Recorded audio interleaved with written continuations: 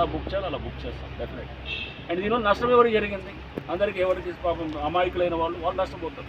కేసుల్లో పోతే వాళ్ళు కొంతమంది ఉంటారు, షాపులు పోగొట్టుకునే వాళ్ళు ఉండొచ్చు, కొంతమంది ఎవడన్నా అమాయకులు తెలియని వాళ్ళు ఎవరన్నా వాళ్ళు ఇంజూర్ అయిన వాళ్ళు ఉండొచ్చు.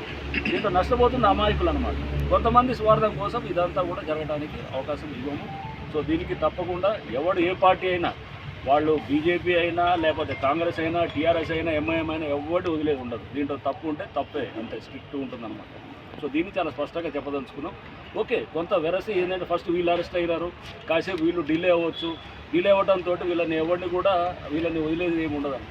దానికోసం స్పెషల్ అయిన టీమ్స్ పెడతాము, వాళ్ళ కోసం ఎంగేజ్ చేసి పట్టుకొని వచ్చే కార్యక్రమం. సో అంటే మీకు ఒకటి చెప్పదలుచుకుంది ఏంటంటే ఎక్కడ ఏదో నటించేటటువంటిది లేకపోతే డ్రామా చేసే పద్ధతి ఏమి ఉండదండి. స్పష్టంగా దాన్ని ఎఫెక్టివ్గా దీనికి బాధ్యులైన వాళ్ళని బుక్ చేసే కార్యక్రమం జరుగుతుంది. అది మీకు స్పష్టంగా చెప్పదలుచుకున్నాం. అండ్ ఇక్కడ రేపు బక్రీద్ ఉన్నది. అండ్ అట్లానే ఇక్కడ అందరూ కూడా ఎవరు ముస్లిం సోదరులంతా కూడా వీళ్ళందరూ ఎవరు సంబంధం లేని వాళ్ళు, వీళ్ళందరూ కూడా ప్రశాంతత కోరుకునేవాళ్ళు. అట్లానే ఇక్కడ మన సాయంత్రం గుడి దగ్గర ఇక్కడ ఉన్నది అదేది పోచమ్మ కూడా వాళ్ళు హిందువులు, వాళ్ళు మామూలు సామాన్య ప్రశాంతత కోరుకునేవాళ్ళు.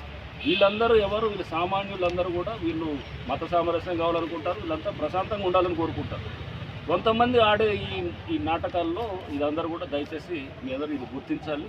వాళ్ళు ఎవరైనా హిందూస్ అయినా ముస్లిమ్స్ అయినా అందరినీ వాళ్ళ సంగతి చూసి ఖచ్చితంగా బుక్ చేస్తారు. అది మీకు చెప్పాలనుకున్నది. ఓకే.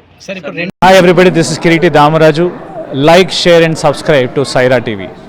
Oh Saira!